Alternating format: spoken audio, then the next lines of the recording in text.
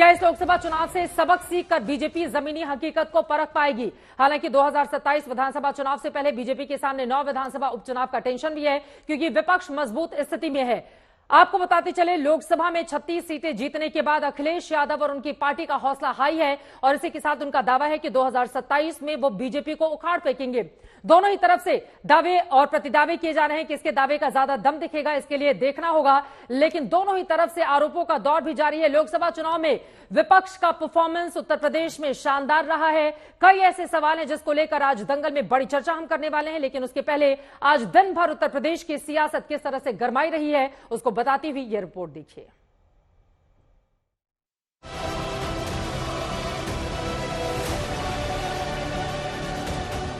जिस यूपी ने बीजेपी को दिल्ली की सत्ता के शीर्ष पर पहुंचाया, जिस यूपी ने 2014 और 2019 के लोकसभा चुनाव में बीजेपी की झोली भर दी, वहीं इस बार बीजेपी की बंपर जीत का अश्वमेघ रथ रुक गया।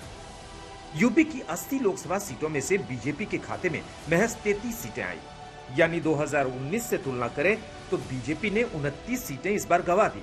वहीं समाजवादी पार्टी को इस बार 37 सीटें आई। 2019 की तुलना में इस बार 32 सीटों का फायदा हुआ। वहीं कांग्रेस को इस बार 6 सीटें मिली, जबकि 2019 में सिर्फ 1 सीट ही मिली।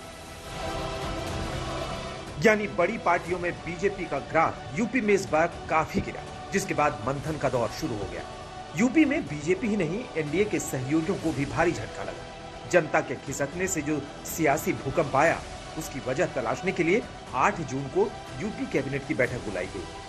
देखिए, सबसे बड़ी बात, जो पहला लक्ष्य था कि देश में माननीय नरेंद्र मोदी जी को तीसरी बार प्रधानमंत्री बनाने का वो सपना साकार हुआ।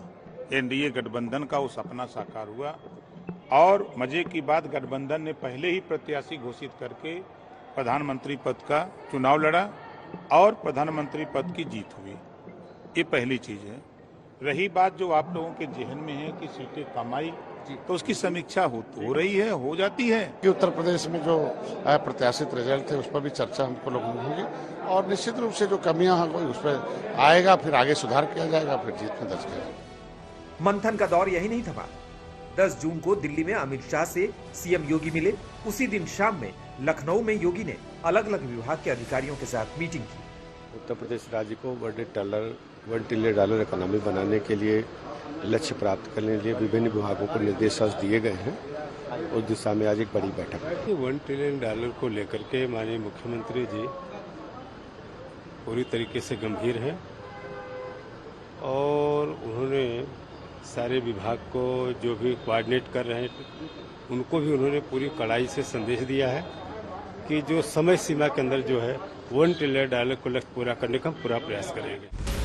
सीएम योगी ने मोर्चा संभालते हुए 13 जून को कानून व्यवस्था को लेकर अधिकारियों के साथ भी बैठक की। 14 जून को अधिकारियों को सीएम ने सख्त निर्देश दिए। साफ साफ कहा कि फील्ड में तैनात अधिकारी अपने सीयूजी फोन को 24 घंटे चालू रखें ताकि जनता की समस्याओं का निराकरण हो सके।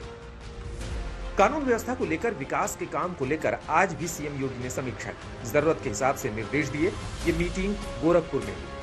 2024 लोकसभा चुनाव में बीजेपी को जितना नुकसान हुआ उसकी भरपाई तो नहीं की जा सकती, लेकिन बीजेपी को अभी जल्द ही अग्नि परीक्षा से गुजरना पड़ेगा। यूपी में लोकसभा चुनाव के बाद 9 सीटें खाली हुई हैं, जिनमें विधानसभा उपचुनाव होना है। मैनपुरी की करहल सीट, फैजाबाद की मिल्कीपुर सीट, अंबेडकर नगर की कटेहरी सीट, मुरादाबाद की कुंदर की सीट, अलीगढ़ की खैर सीट, गाजियाबाद की सदर सीट, प्रयागराज की फूलपुर सीट, मीरापुर की विधानसभा सीट, मिर्जापुर की मझवा सीट। यानी 2027 यूपी विधानसभा चुनाव से पहले बीजेपी को इन्हीं 9 सीटों पर एक बार फिर जनता के दरबार में जाना है। इन सीटों पर कहीं भी चूक बीजेपी के लिए मुश्किलें खड़ी कर सकता है। इसलिए सीएम योगी लगातार सियासी जमीन को मजबूत करने के लिए मंत्रियों, नेताओं से लेकर अधिकारियों से अपडेट ले रहे हैं, ताकि इस बार किसी भी तरह की कोताही का खामियाजा न भुगतना पड़े।